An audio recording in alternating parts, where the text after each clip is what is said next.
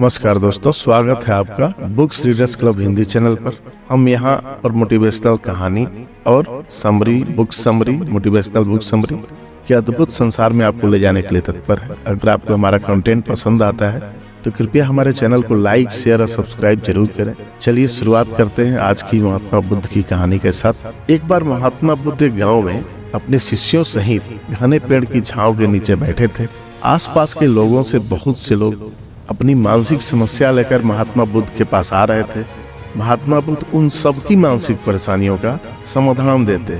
सब लोग खुशी खुशी अपनी समस्याओं का समाधान पाकर वहां से लौट रहे थे।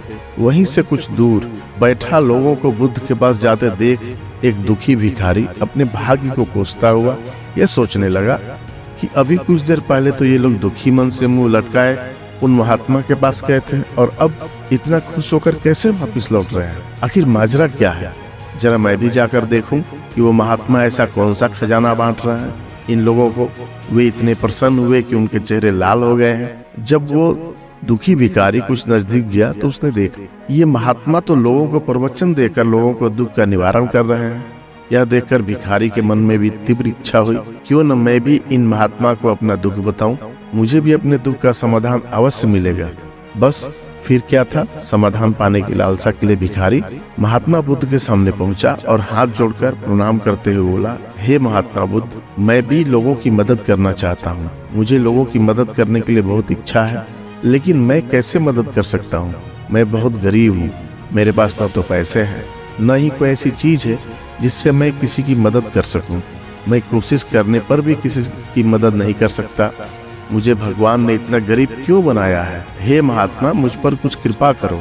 इतना बोलते हुए भिखारी रोने लगा। आप बहुत अज्ञानी हैं, महात्मा बुद्ध बोले, क्योंकि आप अभी तक इस भ्रम में जी रहे हो कि तुम्हारे पास कुछ नहीं है, जबकि दूसरों को कुछ देने के लिए तुम्हारे पास बहुत कुछ है। तुम बिना धन और वस्तु के भी दूसरों की मदद कर सकते हो। तुम्हारे पास जुबान है जिससे तुम मीठे शब्द बोलकर किसी के दुखी चेहरे पर मुस्कान ला सकते हो। इन्हीं शब्दों का ताकत से तुम किसी के भी टूटते हौसलों को फिर से मजबूत कर सकते हो। इन शब्दों को शक्ति से आप किसी के मन में सकारात्मक विचारधारा के बीज बो सकते हो और उसे गलत रास्ते पर जाने से रोक सकते हो। तुम्हारे दो हाथों से किसी भी कमजोर या लालच व्यक्ति की सहायता कर सकते हो।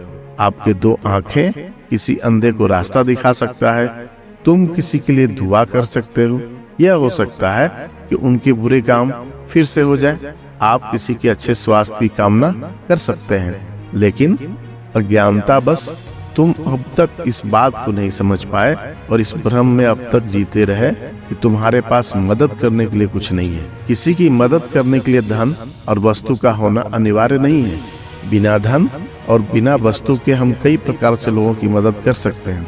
महात्मा बुद्ध के ज्ञान से भरे हुए ये सुंदर शब्द सुनकर भिखारी के चेहरे पर मुस्कान आ गई। वो खुशी से झूमता हुआ वहां से चला गया। इस बुद्ध मोरल स्टोरी से हमने यही सीखा। दोस्तों, महात्मा बुद्ध की इन बातों से बहुत कुछ सीखा गया। आजकल बहुत से लोग यह सोचकर दुखी होते हैं कि मेरे पास ये नहीं है, बल्कि जो आपके पास है उसी में संतुष्ट रहना सीखें और बिना मतलब के लोगों की मदद करें। इन्हीं से आपको परम सुख की और संतुष्टि की प्राप्ति होगी। दोस्तों, यह थी आज की मोरल स्टोरी। अगर आपको यह कहानी पसंद आई तो कृपया इसे अपने दोस्तों और परिवार के साथ जरूर शेयर करें और अपनी राय कमेंट्स में जरूर बताएं। हमारे चैनल को सब्सक्राइब करें और बेल आइकन दबाना न भूलें, ताकि आपको हमारे नए वीडियोज की जानकारी सबसे पहले आपको मिल सके। धन्यवाद।